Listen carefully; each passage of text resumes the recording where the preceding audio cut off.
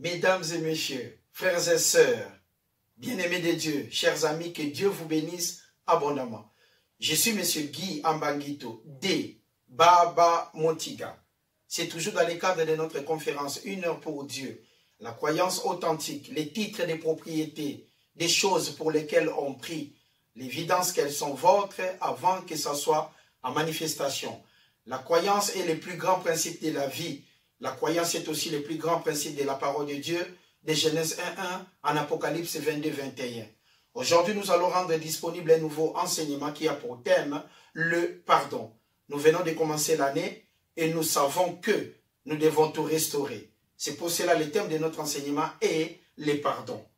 Le pardon est une formule de politesse pour reconnaître ses erreurs.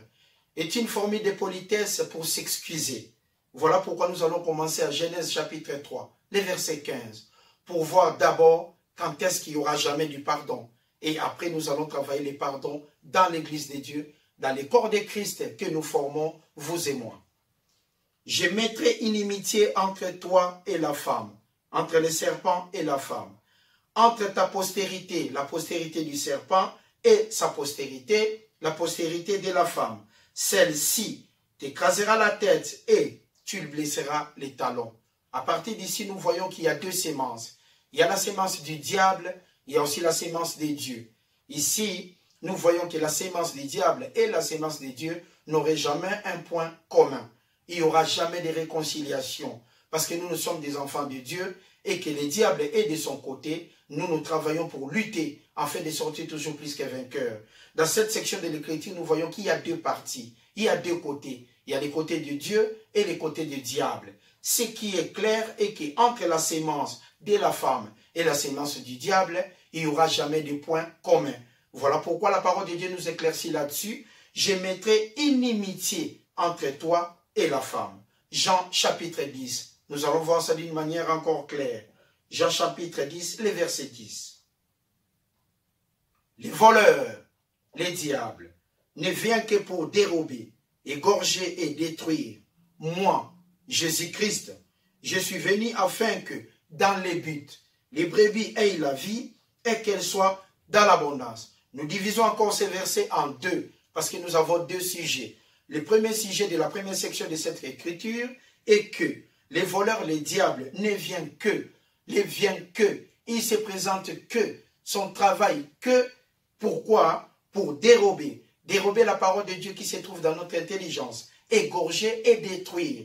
Il ne vient que pour rendre service là-dessus. Son travail est pour dérober, son travail est pour égorger, son travail est pour détruire. Ici aussi, nous voyons qu'il y a deux camps. Il y a la séparation entre nous, dans la deuxième section de l'Écriture, nous qui sommes de Jésus-Christ, nous qui sommes des bons côtés de l'histoire, en tant que des enfants de Dieu. Nous avons confessé Jésus-Christ comme étant notre Seigneur et Sauveur. Nous voyons qu'il y a deux camps. Premièrement, le voleur, le diable, dans sa nature, qui ne sera jamais modifié.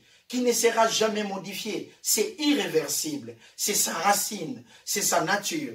Les voleurs, les diables, ne viennent que pour dérober, égorger et détruire. Détruire quoi? Tout ce que nous avons. Les diables viennent détruire nos familles. Les diables viennent détruire nos biens. Les diables viennent détruire nos relations, les uns les autres. Le diable est là pour ça. C'est sa nature. C'est ça que nous appelons les voleurs, les diables. Il ne vient que pour dérober, égorger et détruire. Il ne vient que pour amener des problèmes. Il ne vient que pour amener des disputes. Il ne vient que pour amener des séparations. Il ne vient que pour amener l'orgueil, là où l'humilité devait régner. Il ne vient que pour amener la confusion dans la parole ainsi que dans l'Église de Dieu. Mais la parole de Dieu nous dit, moi, Jésus-Christ, je suis venu enfin que, dans le but que les brebis, vous et moi qui êtes dans la parole de Dieu, aient la vie, nous ayons la vie et que nous soyons dans l'abondance. Nous venons de comprendre que la sémence de Dieu ainsi que la sémence du diable. La nature des diables ne peut jamais être modifiée, mais nous sommes du côté de Dieu. Nous sommes des côtés de Dieu. Nous sommes là pour pratiquer le bien. Nous sommes là pour rendre disponible l'amour. Nous sommes là pour rendre disponible la paix, loin des disputes, loin de l'orgueil. Nous avons des instruments rendus disponibles dans la parole de Dieu qui font fureur, tels que l'humilité qui précède la gloire. L'humilité qui est là la clé à la réussite et la base aussi dans notre vie. Voilà pourquoi, comme nous avons compris qu'il y a les deux camps, il y a la sémence du diable, il y a aussi la sémence de Dieu. Mais nous, en tant que les enfants de Dieu, nous avons la sémence de Dieu. Dans cette partie, nous venons de comprendre qu'il n'y a jamais de point commun entre le diable et Dieu. Il n'y a pas de rapport entre les ténèbres et la lumière. Il n'y en aura jamais. Maintenant, nous allons travailler les pardons dans la parole de Dieu, dans l'église de Dieu, dans la communauté, dans nos maisons, dans la famille. Nous savons que nous tous, nous sommes issus d'une famille. Nous avons nos parents, nous avons nos frères, nous avons nos sœurs. Mais comme vous le savez, il ne manque jamais de problèmes dans une famille. Il ne manque jamais de problèmes. Partout où nous pouvons mettre les pieds, il y aura toujours des problèmes. Voilà pourquoi nous devons savoir que le pardon existe et que le pardon est disponible dans l'église de Dieu. Dans le corps de Christ, le pardon est disponible. La restauration est disponible parce que nous fonctionnons dans l'amour. Nous fonctionnons dans l'humilité, loin de l'orgueil.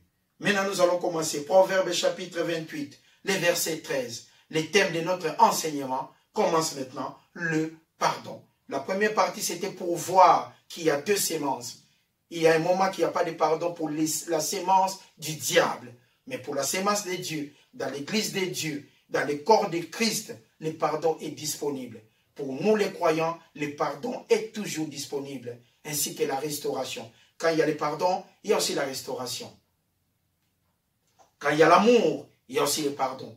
L'amour et le pardon sont indissociables. Vous ne pouvez pas séparer l'amour et le pardon. Là où il y a le pardon, il y a aussi de l'amour. Proverbe chapitre 28, le verset 13. C'est lui qui cache ses transgressions ne prospère point. Mais c'est lui qui les avoue et les délaisse obtient miséricorde. Ici, nous voyons que c'est lui qui cache ses transgressions ne prospère point. Quand nous cachons, quand nous n'acceptons pas nos erreurs, quand nous sommes là pour défendre nos erreurs, parce qu'on peut commettre une erreur et puis comme on fournit toujours des explications là-dessus pour se défendre, on est en train de rationaliser l'erreur, de modifier l'erreur que ça devienne une vérité pour que toi, de ton côté, tu trouves une raison. C'est à ce moment-là que la parole de Dieu nous dit, c'est lui qui cache ses transgressions, ne prospère point. Vous êtes en train de vous condamner vous-même. Mais la parole de Dieu nous dit aussi, mais qui met en contradiction de premier par rapport à la deuxième partie que nous allons lire, c'est lui qui les avoue, c'est lui qui accepte ses erreurs, c'est lui qui accepte sa faute et les délaisse, obtient miséricorde. Ici, la parole de Dieu veut nous dire tout simplement, nous, en tant que les enfants de Dieu, nous ne devons pas demeurer dans l'erreur. Là où nous savons que ce n'est pas la volonté de Dieu, nous devons nous retirer tout simplement. Nous devons nous retirer tout simplement. Parce que la parole de Dieu nous signifie là-dessus. C'est lui qui cache ses transgressions, ne prospère point. Mais c'est lui qui les avoue, qui accepte ses erreurs. C'est lui qui accepte sa faute. Et les délaisse. Et les délaisse obtient miséricorde, obtient le pardon. Parce qu'il a premièrement reconnu sa faute, il l'a abandonné. À ce moment-là, vous pouvez avancer sans culpabilité. Vous allez toujours de l'avant. Mais la première des choses, la parole de Dieu nous dit, si il les avoue et les délaisse, obtient miséricorde. Nous comprenons là-dessus la volonté de Dieu pour nous. Le pardon est toujours disponible, mais nous devons reconnaître nos erreurs pour avancer, reconnaître sa faute et se présenter devant son frère ou sa sœur, devant l'église de Dieu, partout où nous sommes, dans la communauté, dans la famille, pour reconnaître ses erreurs et aller de l'avant, dire tout simplement pardon. Et croyez-moi, la paix trouvera sa place. Mais la première des choses, nous ne devons pas rationaliser l'erreur.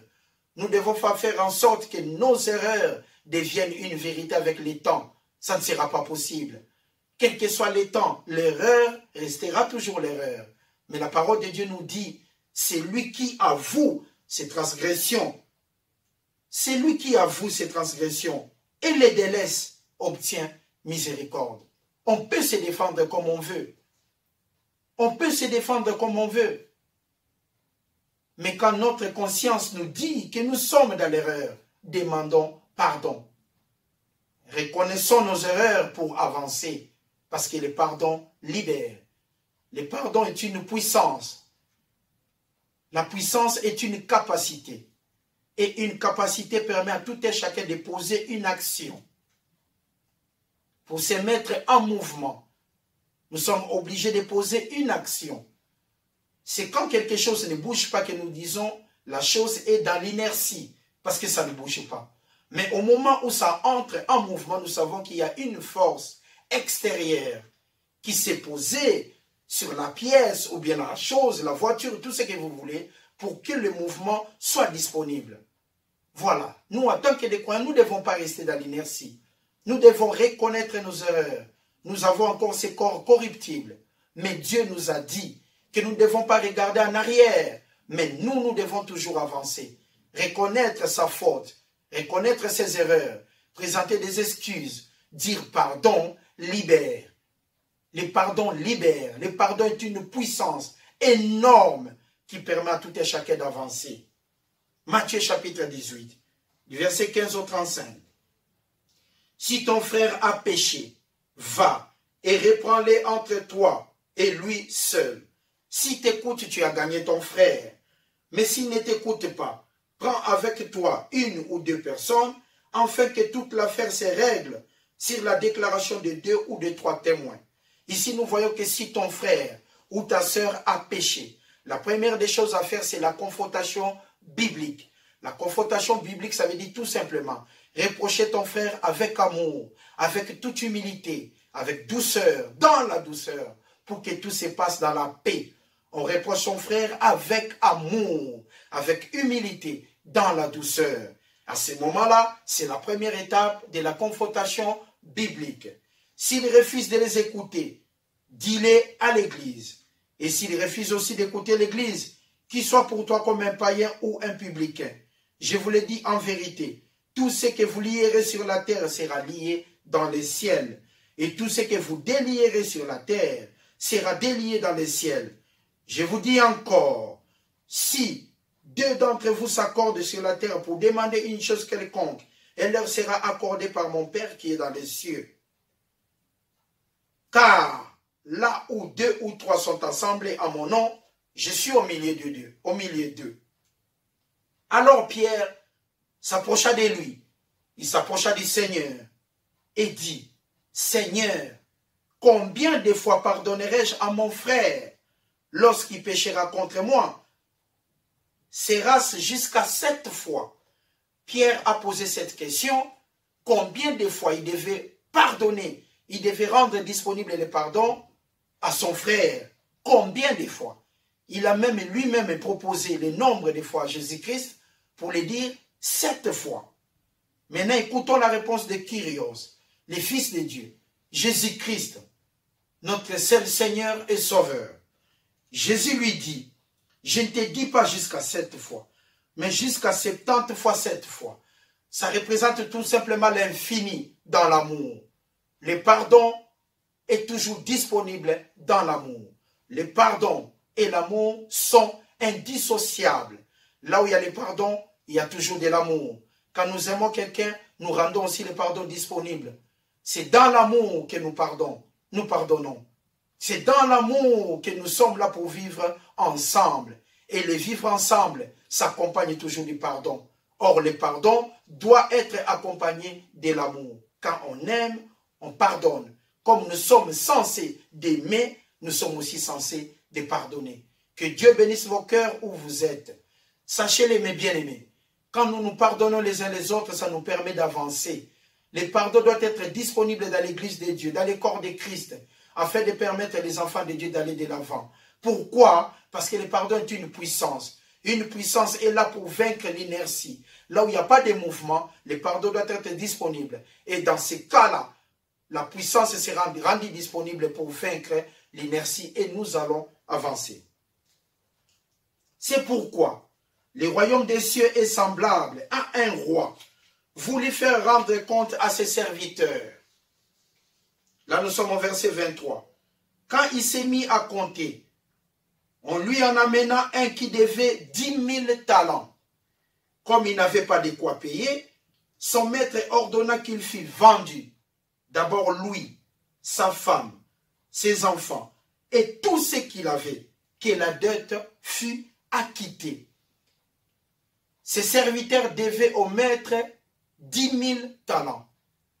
Et comme il avait l'impossibilité de payer, on lui proposa, la première des choses, de vendre tout d'abord lui, sa femme et ses enfants, et tout ce qu'il avait, et que la dette fût acquittée. Le verset 26, les serviteurs se jetant à terre. C'était une situation très très grave. Il se jetant à terre, se prosterna devant lui et dit, Seigneur, aie patience, aie pitié de moi, pardonne-moi, aie pitié envers moi, pardonne-moi, aie patience, je te payerai tout. Il a présenté ses excuses, il a demandé pardon au maître, il a demandé pardon au créancier pour lui dire, je demande un peu de patience et je te payerai tout. Verset 27. Et mu de compassion, le maître de ses serviteurs le laissa aller et lui remit la dette. Verset 28. Après qu'il fut sorti, le serviteur qui vient d'être pardonné, ce serviteur rencontra un de ses compagnons qui lui devait 100 deniers. Lui, il devait au maître 10 000 talents. Et en sortant, maintenant, il a rencontré aussi quelqu'un qui lui devait. Mais dans ce cas-ci, la dette était seulement de 100 deniers. Il les saisit, il l'étranglait en disant, paye ce que tu me dois. Son compagnon, se jetant à terre aussi à son tour, le suppliait, disant, aie patience envers moi, et je te payerai. La même chose comme lui aussi l'a demandé au maître, son compagnon se jetant à terre. Donc il s'humilie, les supplier, disant aussi à son tour, aie patience, aie pitié envers moi, pardonne-moi et je te payerai. Son compagnon qui s'est jeté à terre, qui a demandé aussi pardon. Mais maintenant regardons sa réponse. Mais l'autre ne voulut pas. Et il alla les jeter en prison à cause des 100 deniers. Il alla les jeter en prison jusqu'à ce qu'il lui paye ce qu'il lui devait. Ses compagnons ayant vu ce qui était arrivé, il y avait des témoins, furent profondément attristés. Quand nous avons une dette, quand nous avons des problèmes, quand nous avons une dette et nous sommes dans l'incapacité de payer, souvent avec toute humilité, on demande aux créanciers de vous donner du temps. Et vous reconnaissez la dette pour payer plus tard. Par exemple, ici en Suisse, quand nous avons une dette d'assurance maladie, qui arrive souvent, ou du crédit si vous voulez bien, on appelle toujours pour demander un arrangement. Et sur 80 cas par rapport à 100, il y a toujours un arrangement. Mais dans ces cas-ci, ce monsieur devait à son maître plus de 10 000 talents.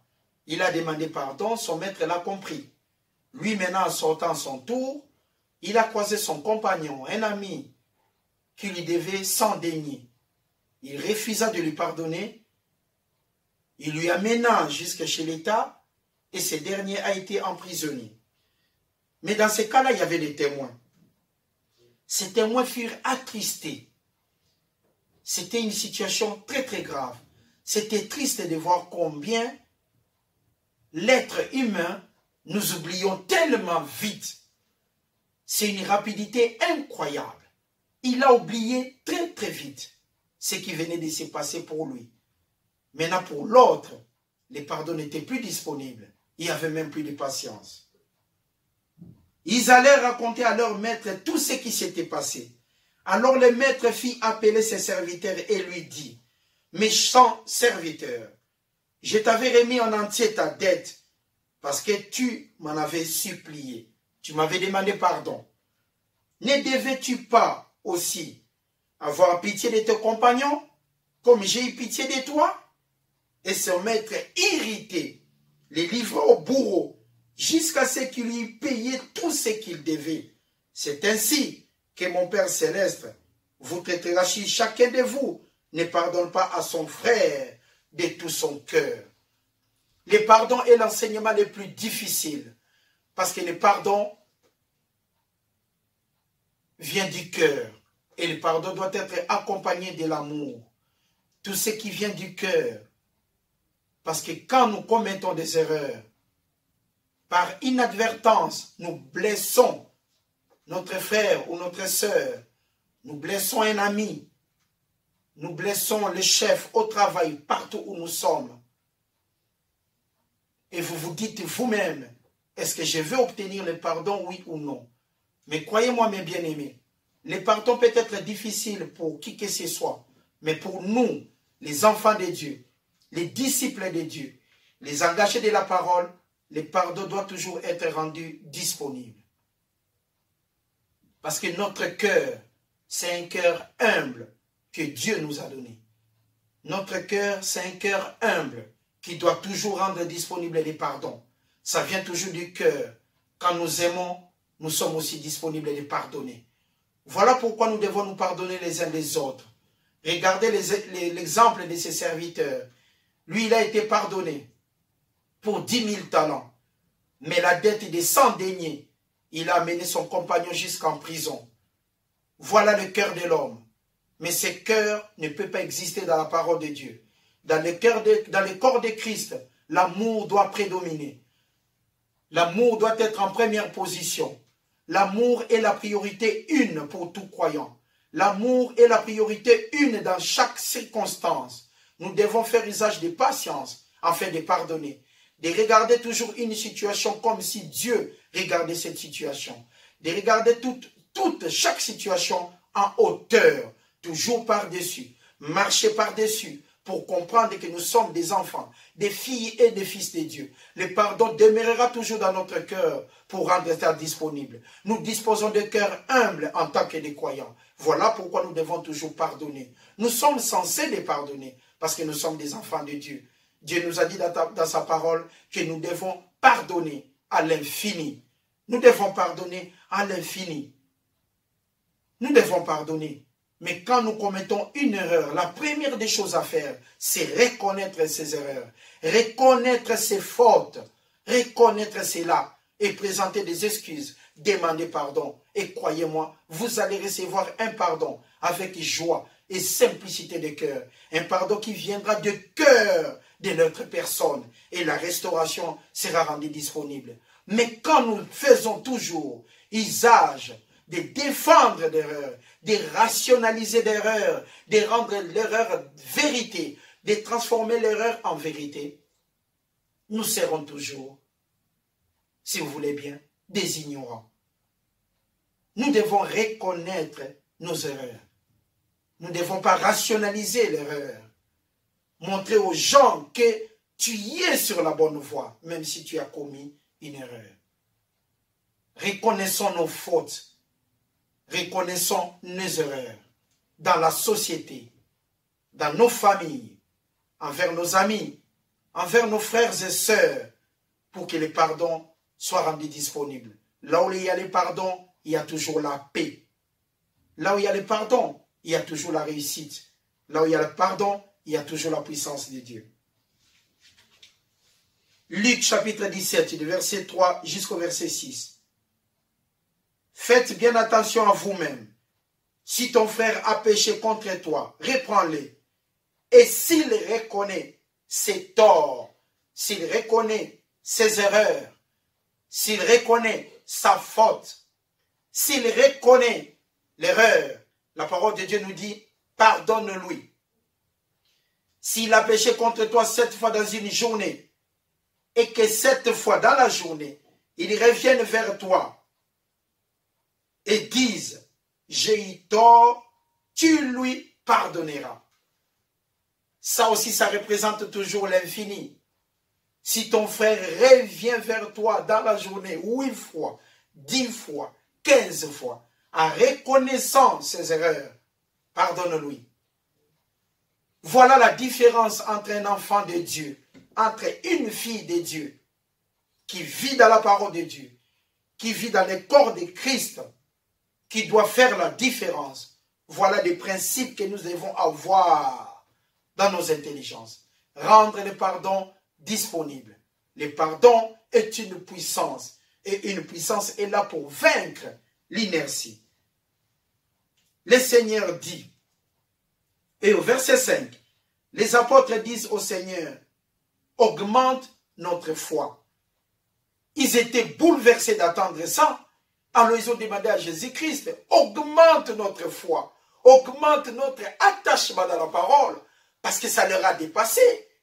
Quand Jésus-Christ a dit ça, que si ton frère revient 10 fois, 15 fois dans la journée, et qu'il reconnaisse ses erreurs, tu dois rendre le pardon disponible, tu dois lui pardonner, selon la parole, avec ton cœur humble.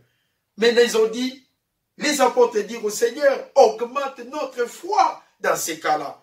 Le Seigneur dit, si vous aviez la foi comme un grain de sénévé, vous aurez même la capacité de déplacer des montagnes, tout ce que vous voulez.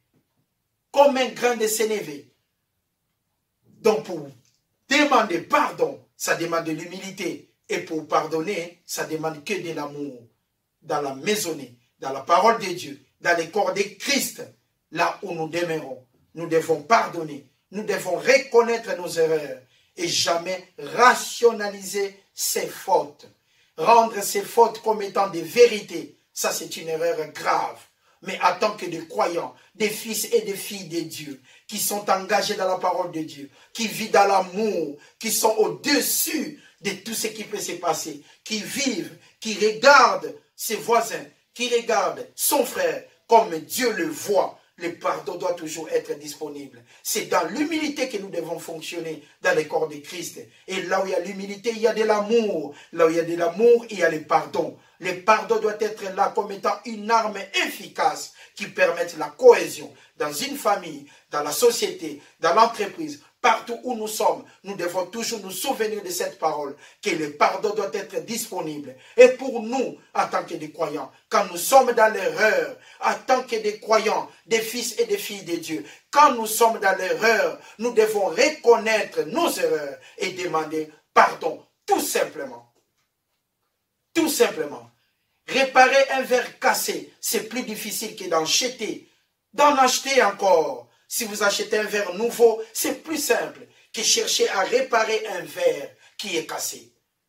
Voilà ce que Dieu nous conseille dans sa parole. Là où nous devons demeurer en tant que des croyants, s'il y a une erreur, reconnaissons directement et rapidement nos erreurs pour présenter des excuses à un voisin, au chef, au travail, au chef d'équipe, tout ce que vous voulez où vous êtes. C'est ça, être un croyant dans l'amour. Nous qui vivons et qui sommes attachés dans cette parole, nous devons reconnaître nos erreurs. Il ne faut pas rationaliser, défendre l'erreur pour transformer cette erreur comme étant une vérité, comme étant un verset biblique. Non. Mais en tant que des croyants, nous devons reconnaître nos fautes pour aller de l'avant et présenter des excuses. Que Dieu bénisse vos cœurs. Luc chapitre 7, verset 40 au verset 50. Le thème de notre enseignement est le pardon. Faites bien attention à vous-même. Si ton frère a péché, là où nous venons de lire ça pour comprendre, maintenant c'est Luc 7, 40 à 50. Jésus prit la parole et lui dit, Simon, il s'adressait là à l'apôtre Pierre, Simon, maître, parle, répondit-il, un créancier avait 2 débiteurs. L'un devait 5 deniers et l'autre 50. Donc 50 deniers. Comme il n'avait pas de quoi payer, il leur remis à tous deux leurs dettes. Lesquels aimera le plus? J'ai 2 personnes qui me doivent de l'argent. Il y a un qui me devait 10 francs et puis l'autre me devait 1000 francs. Par pitié, j'ai vu qu'ils étaient dans l'impossibilité de me rembourser. Je leur ai dit, ne me payez plus, oubliez la dette. Maintenant, l'apôtre Pierre a posé la question à Jésus-Christ. Dans ces cas-là, qui mérite plus de pardon? qui mérite un pardon qui est composé de plus de débits par rapport à l'autre. Regardons maintenant, voyons la réponse de notre Seigneur et Sauveur. Simon répondit, c'est lui, je pense, auquel il a le plus remis. Jésus lui dit, tu as bien jugé. Parce que si quelqu'un te doit 10 000 francs, tu lui dis ne me paye plus, et quelqu'un qui te devait 2 francs, tu lui dis aussi ne me paye plus, croyez-moi, celui de 10 000 francs nécessaire de te dire merci. Eh bien, s'il est reconnaissant, parce que lui, il devait tellement beaucoup d'argent, ton amour à son égard ne sera presque pas oublié. Si, seulement si, il est reconnaissant. Verset 44. Puis se tournant vers la femme, il dit à Simon, vois-tu cette femme? Je suis entré dans ta maison. Tu ne m'as point donné d'eau pour laver mes pieds. Mais elle les a mouillés de ses larmes et les a essuyés avec ses cheveux. Tu ne m'as point donné de baisers. Mais elle, depuis que je suis entré, elle n'a point cessé de baiser les pieds. Verset 46. Tu n'as point versé l'huile sur ma tête, mais elle a versé du parfum sur mes pieds. Verset 47. C'est pourquoi je te l'ai dit, Simon Pierre, ses nombreux péchés ont été pardonnés, car elle a beaucoup aimé. Elle a tellement aimé, mais celui à qui on pardonne peu, aime peu. Ceux qui étaient à table, et il dit à la femme, tes péchés te sont pardonnés. Ceux qui étaient à table avec lui se mirent à dire en eux-mêmes, qui est celui-ci qui pardonne même les péchés? Regardons cette section de l'Écriture. Regardons et répétons pour voir l'amour de Jésus-Christ, l'humilité de Jésus-Christ et la reconnaissance de notre Seigneur. Jésus prit la parole en Luc chapitre 7, verset 40 au 50 et lui dit, Simon, Pierre, j'ai quelque chose à te dire. Maître, parle, répondit-il. Un créancier avait 2 débiteurs. L'un devait 500 deniers et l'autre 50. Comme il n'avait pas de quoi payer, il leur remit à tous deux leurs dettes. Lesquels l'aimera le plus? Simon répondit, c'est lui, je pense, auquel il a le plus remis. Jésus lui dit, Pierre, tu as bien jugé. Verset 44. Puis se tourna vers la femme qui était chez Pierre. Il dit à Simon, vois-tu cette femme? Je suis entré dans ta maison. Tu ne m'as point donné d'eau